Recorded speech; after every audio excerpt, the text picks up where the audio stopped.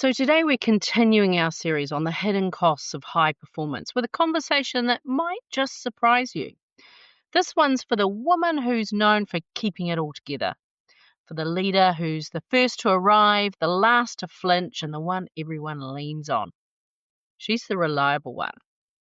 You carry a quiet pride in being consistent, dependable, and strong. It's part of how you lead, how you love, and how you measure your own worth. But what happens when that identity becomes a weight you didn't realize you were carrying? In today's episode, we're exploring the hidden cost of being the one who never falters, the quiet toll it takes on your nervous system, your relationships, and your leadership. Because the strongest leaders do flinch. They just know what to do with it. So let's talk about what that really means and why it might be the most liberating shift you never knew you needed. Let's get started, shall we?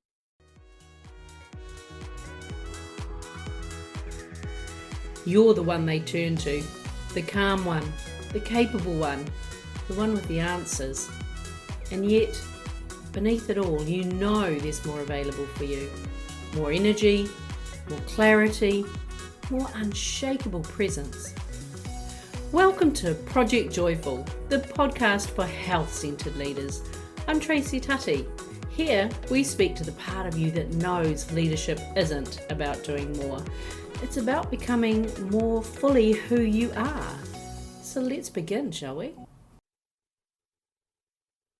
So here's the thing. You didn't become the reliable one by accident. You became her because life asked for her. Maybe, like me, you were the eldest. Maybe you were the one who could always be counted on to get it done. No drama, no fuss. Maybe you became the calm in the chaos because, well, someone had to be, and you were good at it. And maybe somewhere along the way you also learned that being good meant being easy to handle. Don't make a fuss. Don't be too much. Don't need too much.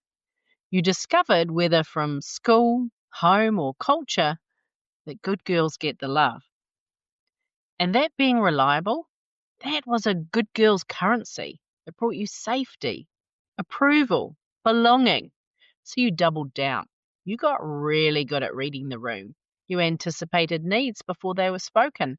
You became the one people could always count on. And when you were praised for being mature, for not making a fuss, for being the easy one, you learned to associate being needed with being loved. Sometimes that praise came in contrast to a sibling. She's the responsible one. She never gives us trouble. Why can't you be more like her? That kind of reinforcement doesn't feel damaging at the time. It feels like affection, recognition, but it teaches you something powerful and subtle.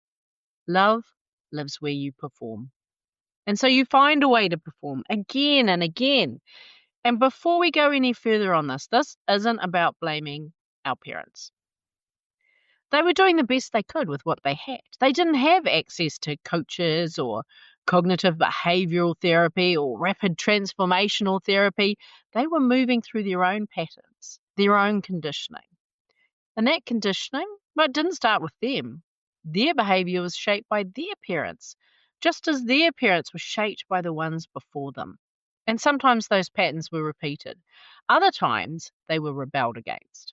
But either way, much of it was unconscious. And despite our best intentions, those childhood programs sneak into our parenting. Not because we're not trying hard enough, not because we're a good or a bad parent, but because we don't yet see what's driving us. And this is simply about understanding how those early dynamics shaped who you thought you needed to be and how they might still be showing up in your leadership today. And let's be honest, there's something deeply satisfying about that, right? It feels good to be needed, to be seen as the safe pair of hands, to be respected for your composure and your consistency. It's something that shaped your success, your ability to show up fully no matter what. But here's the thing about those strengths. When we're not careful, we over-identify with them. They become not just something we do, but who we think we have to be. And when becoming reliable becomes a requirement instead of a choice, we start to make subtle trade-offs. We disconnect from our emotional range. We override our own signals, and we begin to equate stability with self-suppression. And that's where the hidden cost begins to show up. Even the strongest qualities, when left unchecked, can turn into silent burdens. What starts as a strength can become a script. And if that script is running in the background of your life without you realizing it, you can wake up one day exhausted by a role you never consciously agreed to. And that's when the real cost begins to show itself. So let's talk about what it actually looks like to carry the identity of the reliable one for too long. You don't even notice that your shoulders are tense anymore. It's just your default posture. I remember a time when my Pilates instructor would gently place a finger on each of my shoulders and guide them down. I didn't even realize they were up near my ears.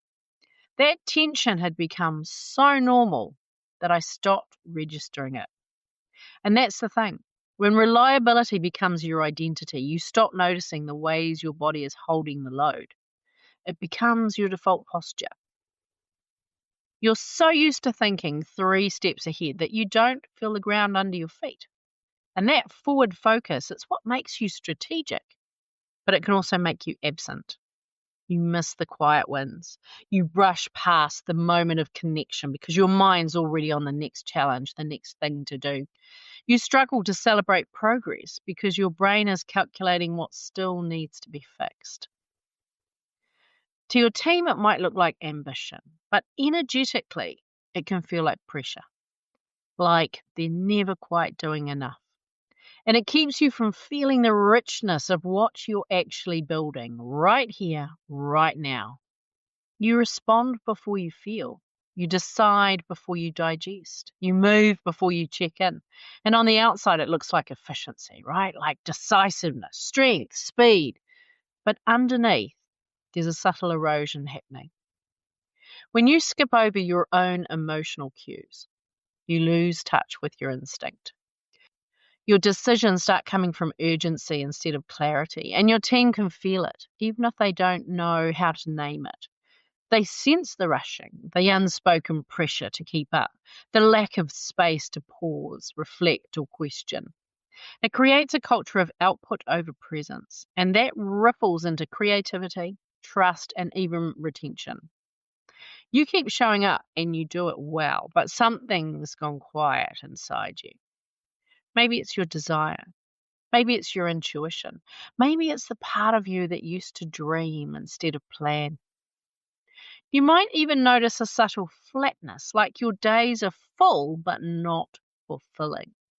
You're doing all the right things, but they don't feel as alive anymore. And that's not burnout. That's disconnection. Disconnection from your own emotional signals, disconnection from your internal pacing, disconnection from the truth that you get to be human, not just dependable. And maybe you've felt that ripple. The meetings where the energy felt off. The talented team member who started holding back. The moment you looked at your calendar and you realized that you couldn't remember the last time you felt in it, not just on top of it. It's not a sign that you're failing. It's a sign that something deeper is ready to shift. Because here's the truth. Most leadership frameworks don't tell you. The strongest leaders do flinch. They feel the wobble, the fear, the pang of doubt. But instead of pushing it down, they pause. They get curious and they respond from presence, not pattern. Because leadership isn't about never flinching. It's about knowing what to do with the flinch. And sometimes the flinch is physical. I recently spoke on a discussion panel at a conference, holding the room, articulating my ideas, delivering value. And under the table, my hands were shaking. No one could see it, but I could feel it. And I didn't make it mean that I wasn't ready. I didn't try to push the feeling away. I let my voice keep going. I let my body speak too. Delegates sought me out throughout that conference to tell me how much they appreciated what I shared, both the substance and the way I delivered it. Because the strongest leaders don't silence the signal, they lead with it. When you lead from this place where your humanity is welcome, your team feels it. They feel it in the way you listen, in the way you slow down, in the way you're willing to say, I don't have that answer yet, but I'm thinking it through. That kind of presence creates a ripple, because whether you mean to or not, you're always setting the pace. Your energy gives your team permission to breathe, to think, to be present. You're showcasing what leadership can look like when it's not fueled by fear or urgency. You're making it safe for your team. You're making it safe for your team to slow down, to reflect, to take aligned action instead of reactive motion. And in that space, innovation happens.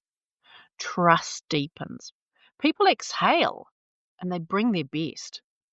But it goes deeper than that. You're not just leading, you're modeling self-leadership. And that gives your team something far more valuable than direction. It gives them an example of what it means to lead with presence, to move with clarity, to honor their own inner signals. When you embody that, you're not just building performance, you're building leaders. And that's how culture transforms from the inside out. And when your team learns that it's safe to lead with presence, it's safe to move with clarity, it's safe to honor your own inner signals, you start to notice the shifts. They stop second guessing and start owning their decisions. They ask better questions. They collaborate more deeply. They hold each other and themselves accountable in ways that are grounded, not performative. And that culture becomes less about managing optics and more about building something real.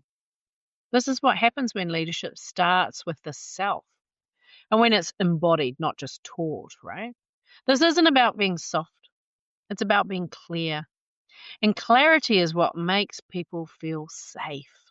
So if you've been feeling the quiet weight of always being the reliable one, the one who doesn't flinch, who always shows up, who carries what no one else sees, this is your reminder.